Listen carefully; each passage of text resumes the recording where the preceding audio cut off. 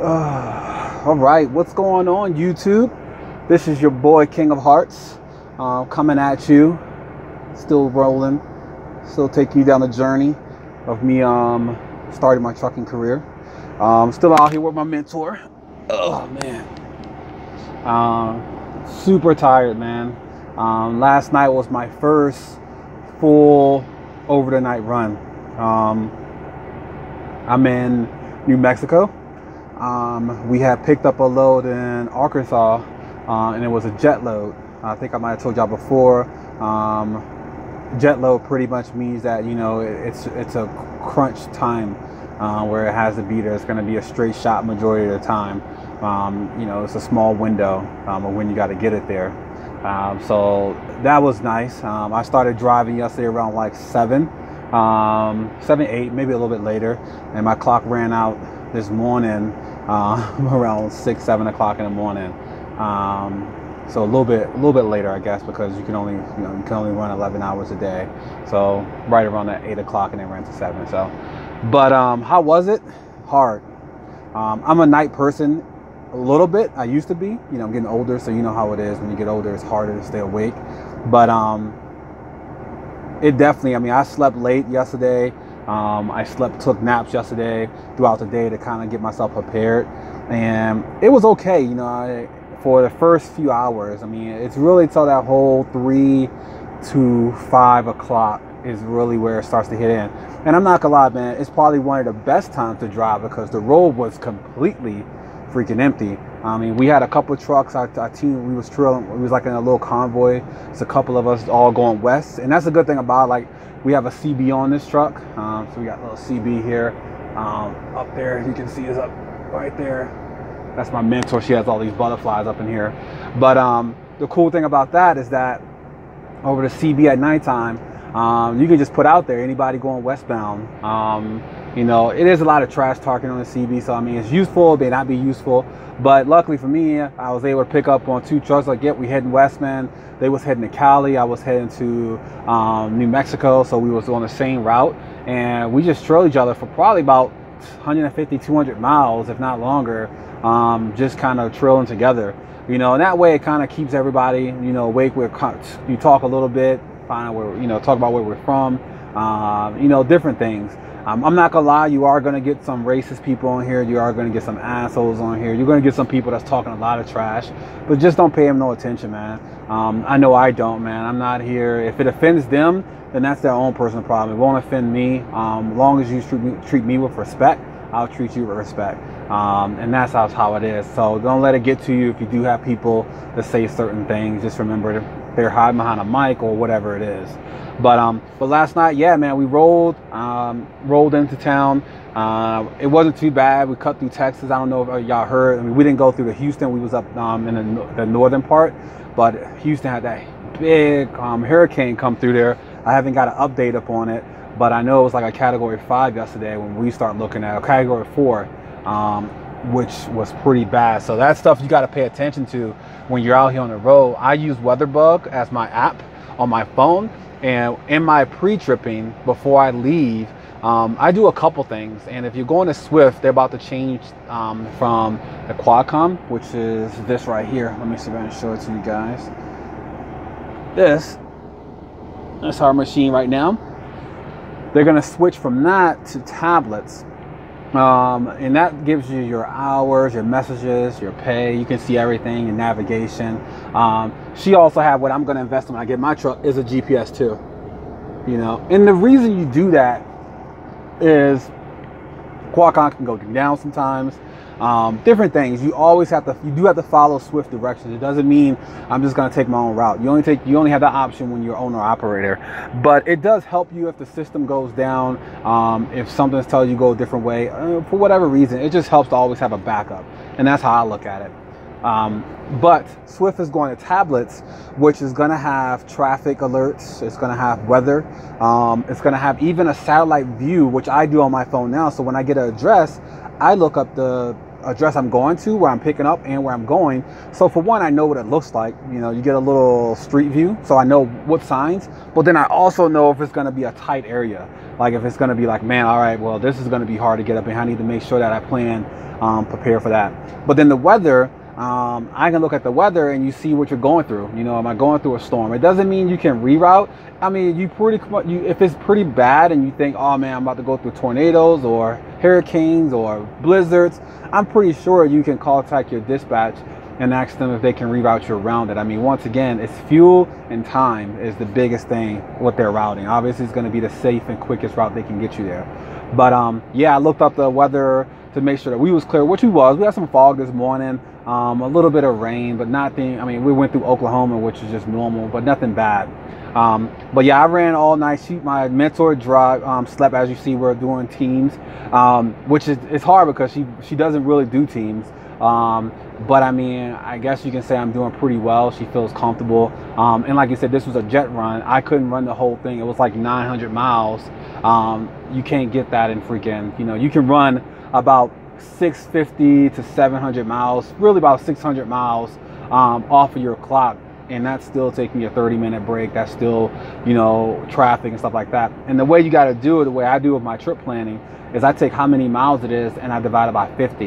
And the reason I do 50, so that's how the miles per hour, is because it gives you a lot of times, accidents, traffic. You may be out here, like her truck does 68. I was hammering it, but our load was heavy. I mean, we weighed out at 70,000 pounds total. So we was heavy. But I still did around 65 to 68 here. But if there was a lot of road construction, so divide the amount of miles you're driving by 50 miles per hour gives you that time. So it may be like, oh, it's going to take me 5 hours. Where if you get there early, you get there early. That's the good thing. That helps you. You know, we got here early. She was impressed. I ran 640 miles last night. And then she ran the rest of it this morning. She woke up and she was like, man, you ran 640?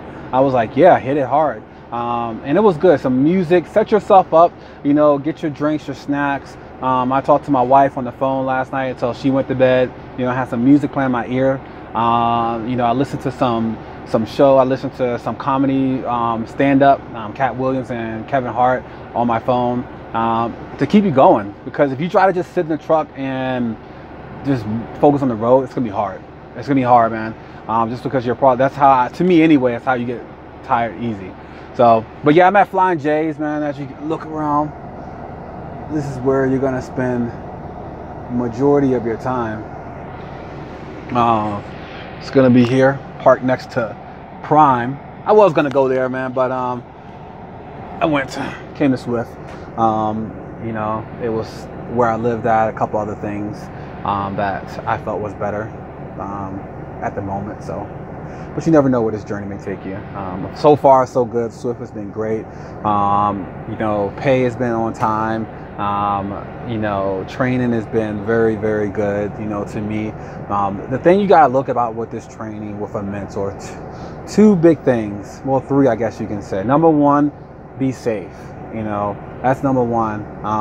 Even if your mentor tell you to do something that you don't feel comfortable doing, be safe. I had to, you know, my mentor wanted me to cross over intersection because we got turned around when we was in, I forgot what state it was, but it was a busy intersection. I was like, dude, can't we just go down and find a different place to turn around? Because I'm about to cross over a 4 or 5 lane intersection at a busy time of the day.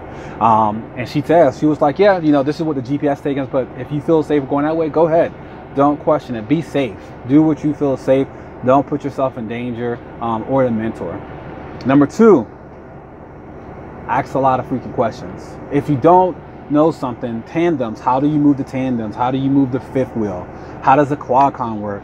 How does freaking all your gauges work? You gotta ask questions. You gotta ask questions.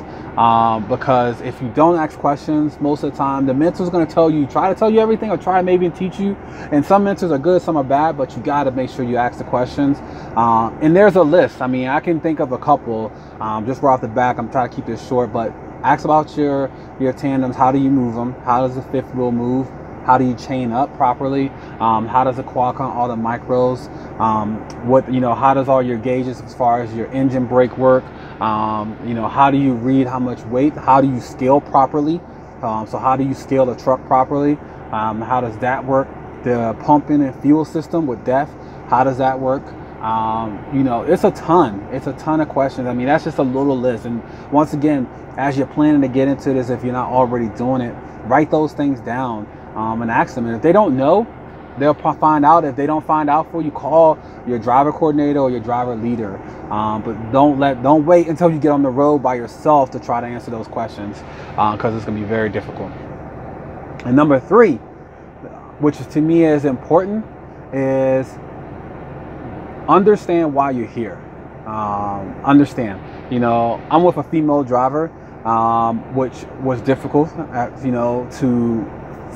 difficult in the sense of like sitting down here and you get a lot of guys coming like, oh man, you have a female driver, oh man, this, they'll tell you everything. I can't believe that. We got out, I was backing up the other day, and she got out the truck to help me back up, because that's what mentors do.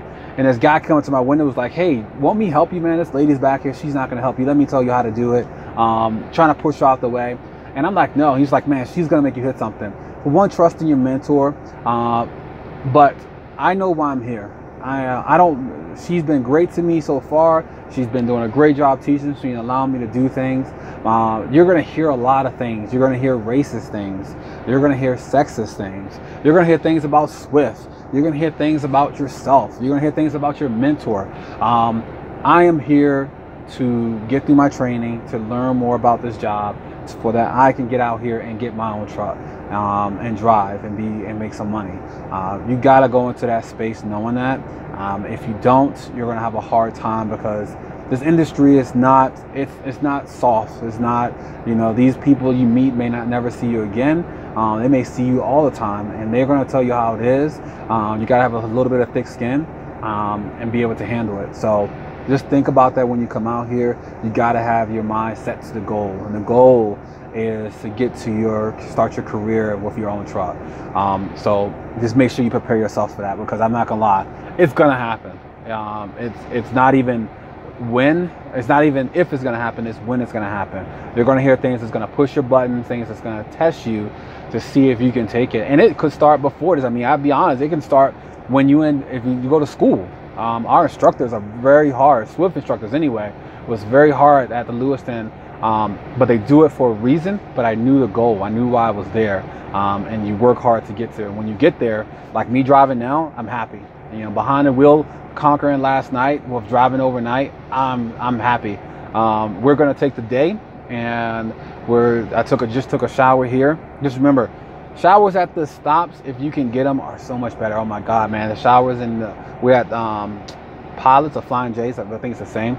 Oh my God, it's like a massage, man. The terminals are not bad, but they're just not the same. You know, they give you towels here.